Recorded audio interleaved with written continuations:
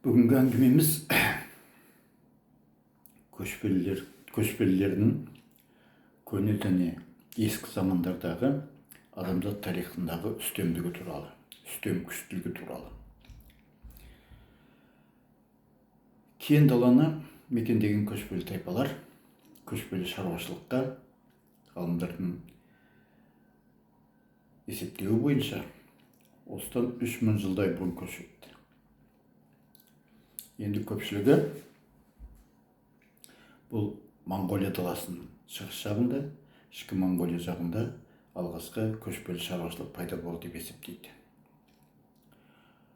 Оның енді себебі өзі дала, көшпелі далалық аймақ, аумақ екіге бөлінеді ғой. Шығыс дала, батыс дала.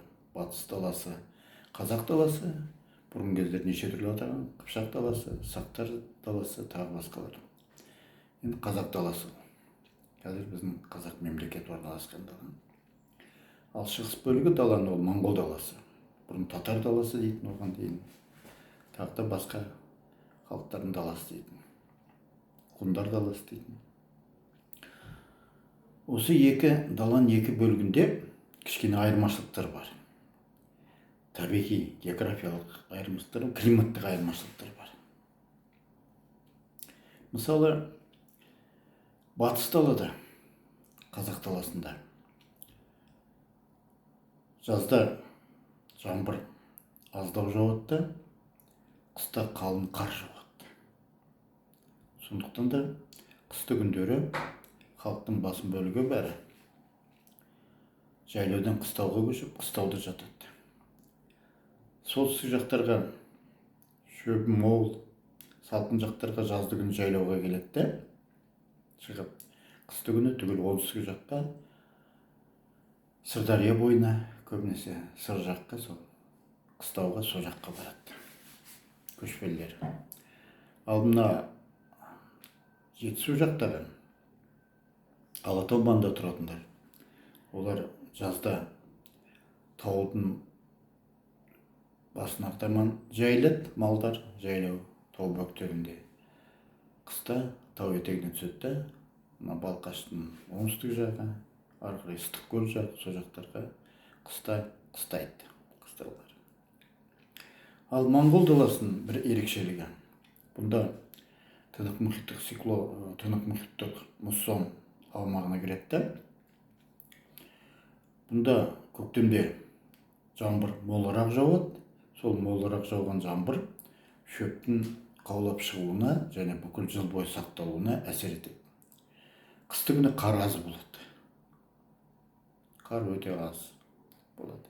Сондықтан да Моңғол даласында жыл бойы шаруашылық жүргізуге мүмкіндіктер бар. Сондықтан да мен өз ойымда қосылам тарихшылардың тобына осы Моңғол даласының шығыс жағында, оңтүстік шығыс жағында алғашқы көшпелілер қалыптасты деп. Тарихи деректер де өзі көбіне соған алып келеді. Лев Николаевич Гумилевтің атақты түрік-моңғол халықтар туралы керемет еңбектер қалдырған. Оның трилогиясы бар ғой, ғұндар туралы, көне түріктер туралы, қиял патшалығына саяхат деген туралы. Соның кітабында, ғұндар деген кітабында жазады, 1100 жыл бұрын біздің дәуірімізге дейін, 1150 жыл ма, сол кездерде Жоу князьдігі, қазіргі Шанси аймағында өмір сүрген. Сол өте қатты күшейеді. Мына солтүстік көшпелілерге қатты соққы береді.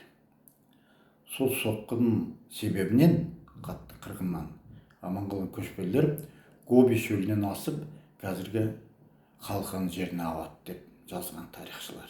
Тарихта солай көне деректерде, ханзуларда, Жунга, көне Қытай деректерінде солай жазылған. Ғалымдардың есептеуі бойынша да солай 1100 жыл бұрын, біздің заманымызға дейін, 3000 жылдан аса бұрын, біздің көшпелілер бабаларымыз алғаш рет шөлді кесіп өтеді. Шөлді кесіп өтіп, Халқан жерін мекендейді. Бұрын олар Гобидің ар жағында болатын. яғни ішкі Моңғолия жақ көбінесе.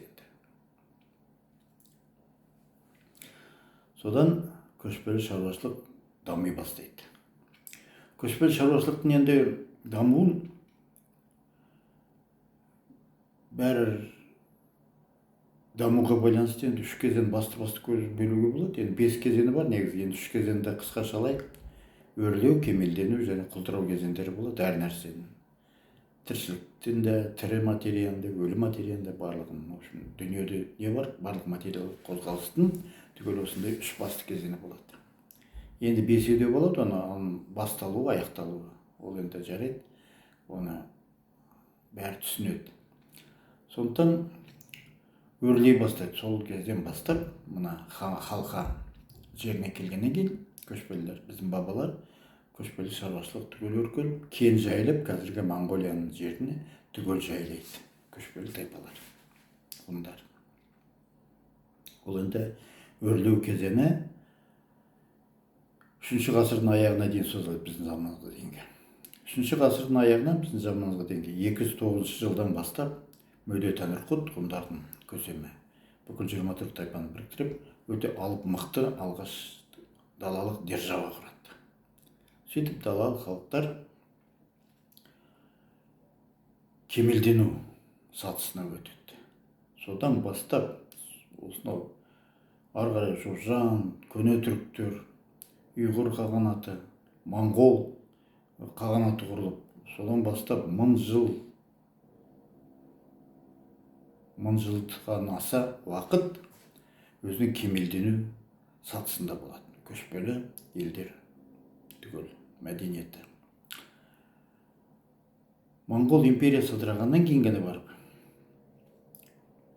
жеке-жеке хандықтарға бөлініп, әлсіреп түгелдей. Мына европалықтар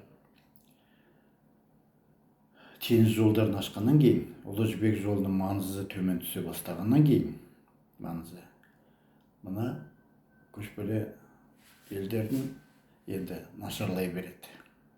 Даму құлдырай бастайды. Ақырында 18 ғасырдың ортасында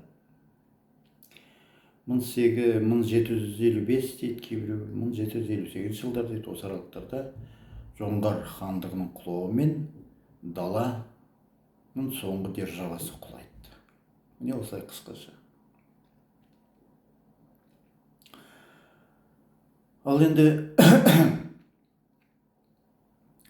көшпелілер неге сондай көп уақытқа дейін басымдыққа ие болды деген сұрақ туса, бәрі тұрмыс тіршілікке байланысты. Мысалы, көшпелі шаруашылық отырықшы шаруашылыққа қарағанда көне заманда, одан кейін ескі заманда да қосымша өнімді көп берді көшпелі шаруашылық. Олардың дамыған кездері мына ғұндар империясы кезінде, түркілер империясы кезінде, моңғол империясы кезінде енді мал саны өте көп көбейді, жайылым жерлердің мөлшері артты, халықтың тұрмысы өте жақсарды. Мұнда енді кейбір мәліметтер бар. Мына Алтын Орда жерінде табылған, Алтын Орда өркениетті мемлекет болды ғой енді. Ислам өркениетінде ең ақырында ислам өркениетінен кейін ел болды. Сонда бір мұражайдан табылған ба, жоқ бір қазба жұмыстар кезінде табылған неде, жазбада мына ас түрлері, еттен, сүттен жасалған тағам түрлері жазылған екен. Сол жазылғанда жыртылып қапты, бірақ та ет тағамдары түрлері енді 250 ме бір нәрсеге дейін жеткен, ары қарай жыртылып қалған. Сондай түрлер болған көп. Сүт тағамдары да сондай көп түрлер. Не қандай дамығаны, дала өркениетінің сондай. Ол тағамдардың түрлерінен, киім-кешектердің түрлерінен, адамдардың сәт салтанатынан, әдет ғұрыптарынан бәрінен көрінеді ғой. Ол кезден киіз үйлер, қалың киіздері, ақ шаңқан, көбінесе ақпен бояйтын. Мынау Европалық саяхатшылар көбісі 19 ғасырда фотоаппарат шыққаннан кейін, сурет художниктер келгеннен кейін көшпелі тұрмыстың әбден біткен шағында сондай кеп әлгі қазақ даласында, моңғол даласына барғандар қоңырқай үйлерді сондай сипаттап, кейбір суретке түсіріп, сол арқылы осындай ұғым қалыптастырады. Өте жұпын өмір сүрді көшпелілер. Жабайлау болды, сән салтанаты аздау болды. Бірақ бір мәселені ұмыт қалдырады. Әрбір қоғамның, көшпелі қоғамда соның ішінде өрлеу, кемелдену және құлдырау кезеңдері болады. Жаңағы саяхатшылар Еуропаның өрлеу кезіне тап келді де, көшпелі қоғамның құлдырау кезіне тап келіп, сол кездегі тұрмыс салты, құлдыраған тұрмыс салты суреттеп, өздерінше ой түйеді. Ал көшпелі қоғам дүрілдеп гүлденген кезде, Қарақорымға барған Европаның нелері жазады ғой, елшілер, одан кейін әлгі миссионерлер, дін папа жіберген, Рим папасы жіберген келіссөзге елшілік. Қарақорымда кәдескідей құбырдан, күміс құбырдан деймін, алтын құбырдан деймін, қымыз ағып тұрады, шарап ағып тұрады, таза су ағып тұрады деп. Не қандай байлық жатыр. Ол тоқырауға ұшыраған, енді құлдыраған кезінде 19-20 ғасырларда ондай салтанатқа жеткен жоқ көшпелілеріміз. Өйткені ол өзінің кемелдену кезінен өтіп кеткен болатын. Сол көне және ескі замандарда көшпелі тұрмыс салты, сән салтанатты да болды. Және дәулетті өмір сүрді, молшылықта болды. Көне моңғолдар заманында, көне түркілер заманында әсіресе. Өйткені қосымша өнім көп шығарды да мал басынан. Тіпті кедейлердің өзі, енді соңғы көшпелі заман соңғы құлдыраған кезінде де әлгі совет үкіметінің алдында да алдың кезінде енді кедей деген таза қайыршы енді көшпелі руларда болған шығар, мүмкін рудан қуалап жіберсе, кетіп қалса өзі, немесе солай жұтқа ұшырап әбден сондай болып қалғанда. Былай еңбек етіп тырысқан адам ең кедейінде өзі бар. 7-8 жылқы, 50-60 қой, 2-3 түйе сондайлар енді болған. Оны көп енді келтіреді енді. Малдар өте көп деп бұрынғы жиһангерлер. Байларында 5 мыңнан, 6 мыңнан, 10 мыңға дейінгі жылқылары бар. Енді ұсақ мал қисапсыз көп. Сондай дәулетті өте өмір сүрді. Сондай дәулетті өмірдің арқасында тұрмыс тіршілігі де мықты болды, салтанатты болды. Соның арқасында көшпелілердің тұрмыс тіршілігі мықтылығының арқасында адамдар да мықты болды. Сол замандағы, мысалы, ханзулардың тарихшылары көшпелілердің ерекшелігін айтады. Олардың денелері ірі болады. Мына отырғыш халықтарға қарағанда денелері ірі болады. Және төзімді болады өте. Өйткені анадай таза ауада таза тағам, мол тағам жеп өскен көшпелі бабаларымыз әрине батырлау болды. Денсаулығы мықты болды. Және ақыл ойлары дұрыс, жүйкелері сау болды. Тіпті мына ұлы қорғанды салды ғой Шинши Хуанди, император Жунган. Қытайдың. Енді Қытайды Жунга деуді өзім ұнатамын, тарихи шын атын Жунга деп. Қытай деп өзіміздің бабаларымыздың атын айта берген сені Жунга деген сөзге көшуіміз керек секілді өз ойыммен. Сол Жунга императоры неге салдырды ұлы қорғанды? Ұлы қорғанның ұзындығы 4000 шақырымға жетті сол кезде. Қазір енді ары қарай иірімдерін бәрін санағанда енді 5000 deyip жатыр ғой санап. Биіктігі 10 метр. Жалпақтық енді 3 метр ме сондай, 4 метр ме сондай, 3 атты кісі, 4 атты кісі шабуыл етеді қатарынан дейді. Әрбір 100 метр жерде мұнаралар тұрғызды. Бұл көшпелі бабаларымыздан қорғану үшін салды. Өйткені мықты біздің бабаларымыз көп атты әскер және әрбір көшпелі жауынгер болды. Халық. Түгелдей барлық ер бала 5 жастан бастап ат қылынып үйреніп, садақтарды үйренетін. Дайын жауынгер, өмір үйрететін, өмірлік жауынгер болды. Соғыс кезінде де қатты бір шайқастарда 15 жастан бастап 60 жасқа дейінгілер, 65 жасқа дейінгілер де аттың үстінде жорықтарға қатысты. міне сондай мықты болды біздің көшпелі бабаларымыз. Рухани жағынан да, әскери қуаты жағынан да, дене бітімі, физикалық жағынан да. Сол көшпелі бабаларымызды қорғану үшін салдырды. Екінші жағынан көшпелі тұрмыс салтының жеңілдігіне, қызықтығына байланысты. Енді жайлаудағы өмірлер қызық қой. Қыста да мін өтсе, жайлауда енді рахат өмір. Көшпелі бабаларымызда. Ана Қыз жібек фильмі алғаш шыққанда 70 жылдары. Сонда шетелдің көп таң қалды ғой. Журналистері бар, қонақтары бар келген Совет одағына. Қандай романтикалық өмірден айырылыпсыздар деп. Қандай романтикалық өмір болған деп. Сонда енді ол бер жақ қолда бар нәрсемен түсірген ғой, ұлттық киімдерді бәрін келіп. Ал бабаларымыздың өркендеп тұрған сонау ғұндар, Шыңғыс хан заманында, көне түріктер заманындағы сән салтанаты енді одан да ерекше болды ғой, гүлденген кездерде. Сол ұлы қорғаныс салдың екінші жағы Ханзу императорлары өз ішінен құлдар қаша бастады. Ашық тұрған далаға қарай қашып кетеді. Ол жақта көшпелі бабаларымыз ғұндар мысалы ұстап алады да өздеріне еңбек еткізіп қояды. Құл деп атайды енді. Бірақ та құл болғанда, егер жер өңдей алса, жер өңдейді. Егер қолөнерден қызмет жасаса, қолөнерден бір нәрсе қолынан келсе, қолөнермен айналысады. Басына үй де табылады. Бәрі тоқып, әлгі киіз үй тігіп, соны береді. Мал да береді. Сондықтан еркін өмір сүріп кетеді. Құлдық болғанда, ғұндардағы біздің бабамызда құлдық, ана ханзулардағы құлдықтарға қарағанда әлдеқайда оңай, жер мен көктей айырмашылығы. Содан құлдар да қашып кете бастайды, қылмыстылар да қашып кете бастайды. Енді қылмыстылар көбінесе шекара қорғауға келеді. Олар қайбір қорғағысы келеді дейсің. Кейбір кезде командирлерінен, әлгі басшыларынан ұрып соғуынан шыдамай қашып кетіп отыратындар да болған. Тіпті ханзулардың шекара маңына жақын тұратын шаруалары алым-салықтан шаршаған әбден. Олар да қашып кетіп отырды. Ғұндарда өмір оңай жеңілді. Оларды тіпті жақсы қабылдады. Олар ғұндардың өз көшпелілер мал шаруасымен ғана айналысады, мал басымен. Өздері бағады жылқы, қой бәрін. Ал мына қашып кеткен ханзу шаруаларын жер егуге, арпа, бидай егуге сондай қолайлы, пайдалы егістік жерлерге пайдаланды керемет.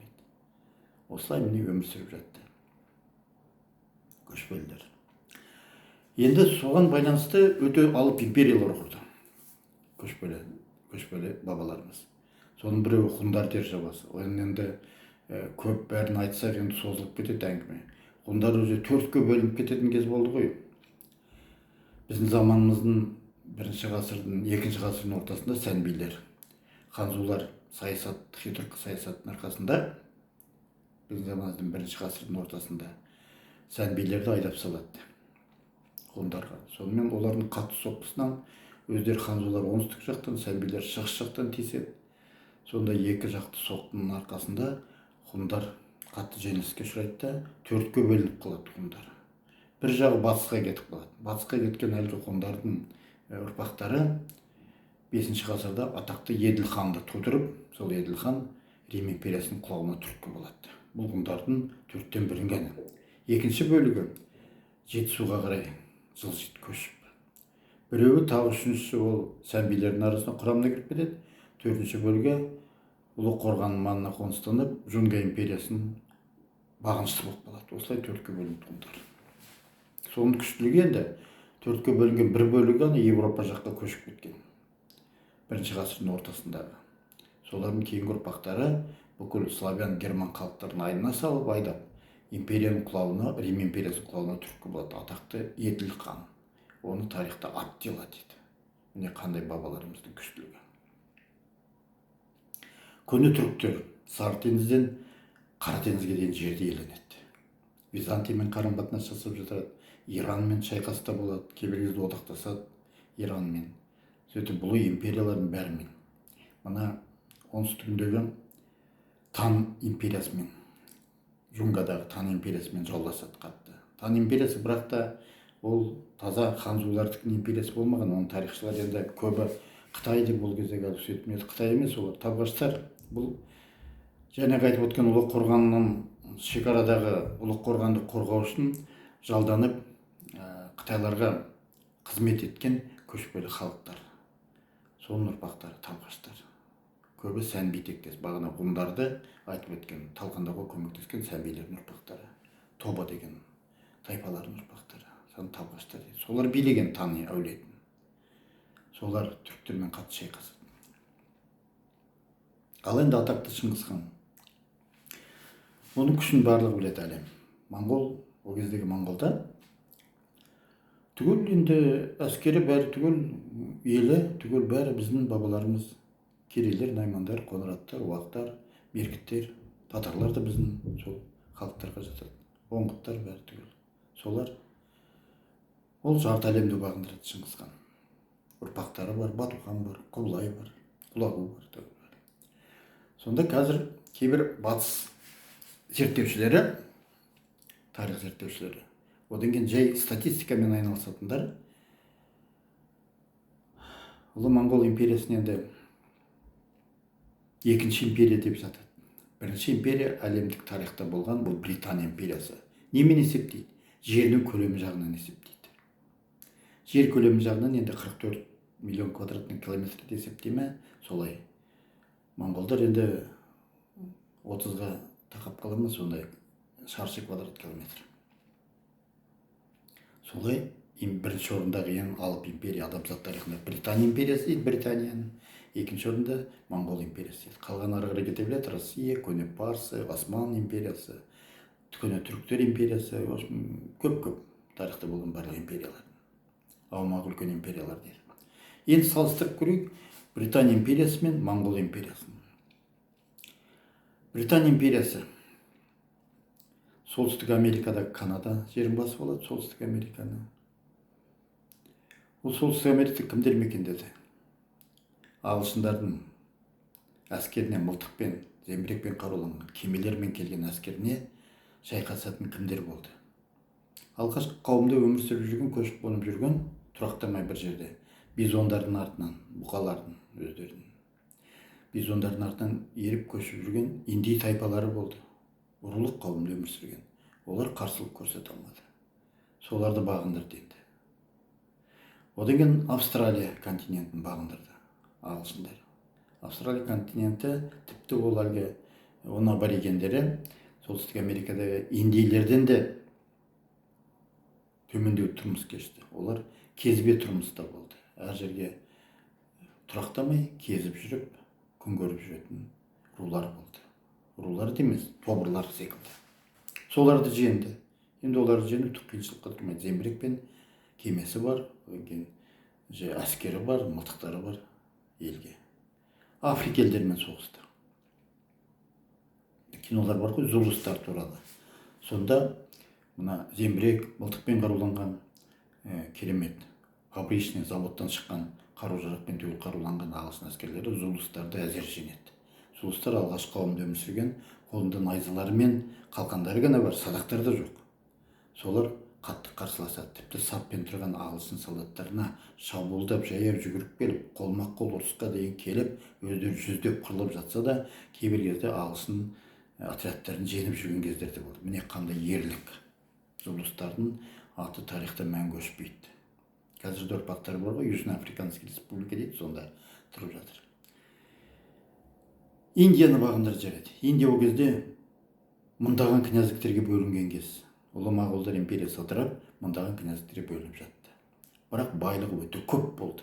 Үндістанның байлығы, білмеймін, сол заманда Жунгадан кейін ғой деймін. 17-18 ғасырларда, енді 18 ғасырларда Жунгадан кейінгі орын Қытайдан кейін ғана болды. Мүмкін тең болды. Қалған Европаны 15-20 сора болатын шығар байлық жағынан. Және халықты ол кезде қайыршылар болған жоқ Үндістанда. Саяхатшылар жазады ғой, Афанасий Никитин деген бар, үш теңіз наржан саяхат деген 15 ғасырда. Сонда халықтың басым көпшілігі 90% ма сондай ауылдық қауым болып тұрды, ауылды жерлерде. Күріш өсіреді, тағы басқалармен қолөнермен айналысады. Көп нәрселер өсіреді. Шай да өсіреді, барлығы. Сонда әрбіреуінің жеке өзінің жерлері болды, егістік егетін. Одан жайылым ортақ болды. Барлығы қолөнермен айналысты. Түгел үнілер қолөнер өте мықты халық болды. бірде қайыршы болған жоқ. Бәрі қазіргі айтады ғой, средний класс деп, орташа топ. Орташа топтың адамдары болды. Ал өзін өзі қамтамасыз етіп жатты әрбір ауылдық қауым. Тек біреуінде бір өсімдік дақылдар, дән дақылдар артық қалса, біреуіне жетпей тұрса, сонда ғана айырбас сауда жүрді Үндістанда. Бірақ енді бірікпеген ел, мыңдаған князьдіктерге, жүздеген князьдіктер бөліп жатқан ел, ағылшындарға қаруланған, жақсы қару-жарақты капиталистік Англияға оңай жем болды. Ал олар неге қайыршылыққа ұшырады? Фабрикасы өркендеген, капиталистік шаруашылық өркендеген Англия мақта-матадан болсын, жүздеген, мыңдаған товар шығарады, көйлек, неше түрлі костюм, бәрін түгел киетін нәрселер, бас киім, аяқ киім фабрикалары бәрі, мыңдаған, жүздеген аяқ киім шығарып тез лезде. Анау қолөнершілердің бәсекесін басып тастады. Өйткені ана қолөнершілер өзінің таза еңбегін ай бойы істеп отыр, істеген апталар бойы, ай бойы арзан бағаға бере алмайды. Ал ағылшын товары арзан бағамен келеді. Өйткені олардың ортақ фабрикадан шыққан өте арзан жұмыс күш жұмсалады да, өте арзан бағалары. Сондықтан қолөнершілер банкрот, қазіргі айтқанда банкротқа ұшырайды, қайшыланып кетеді. Оларға ағылшын киімдерді сатып алған оңай болды халық. Өте арзан. Ана қолөнершілердің несінен сөйтіп Англия қайыршыландырып жібереді Индияның негізгі халқын. Көптеген қайыршылар қаптап жүреді. Содан бастап қайыршылық пайда болды шығыс елдерінде. Қайыршылық отаршылықтың спутнигі, серігі. Мына европалық елдер, Азия, Африкалық, Американың елдерін басып алып, отарға түсіріп еді, халыққа қайыршыланды. Ал Моңғол империясын алайық енді. Ол өзінен әлдеқайда күшті, өзінен дамыған, өзінен бай, өзінен өркениетті елдерді басып алды. Ең бірінші басып алған, енді басты елдерін ғана айтайын, енді моңғолдардың басып алған елдерін. Шыңғысхан кезінде басып алған ел Зин империясы болды. Терістік Жунгада орналасқан. Шүштерді мемлекеті алтын патшалығы дейтін көшпелілер. Олардың қолында отты қару да болды. Моңғолдар кейін соны алып, әлемнің басқа жақтарын жаулағанда пайдаланды. Құмырадағы бомбалар да болды, жарылғыш мұнай жаратын. Одан кейін мынадай әлгі порох бар ішінде, от дәрі бар. Лақтырғанда жарылатын кәдімгі динамит секілді, гранат секілді болды қарулар. Басқа да көп құралдар болды. Соны иеленді. Сол шүршіттерден моңғолдар алды.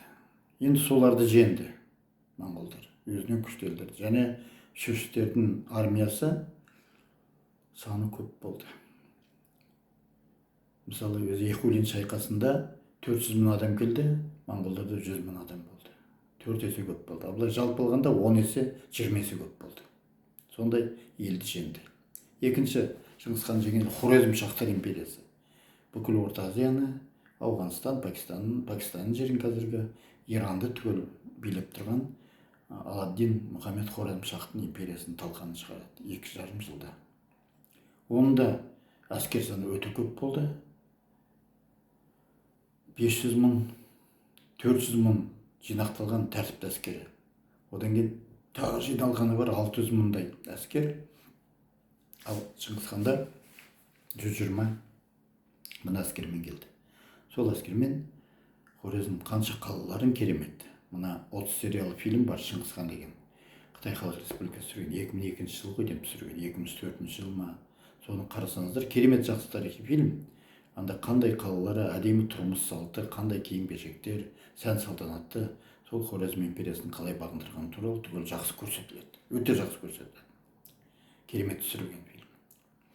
Одан кейін міне екінші күшті жау талқандады, басып алды. Одан үшінші күшті жау Русь князьдіктері. Оларды жеке бөлініп тұрды, бірақ 7-8 миллиондай халқы болды Русь князьдіктерінің.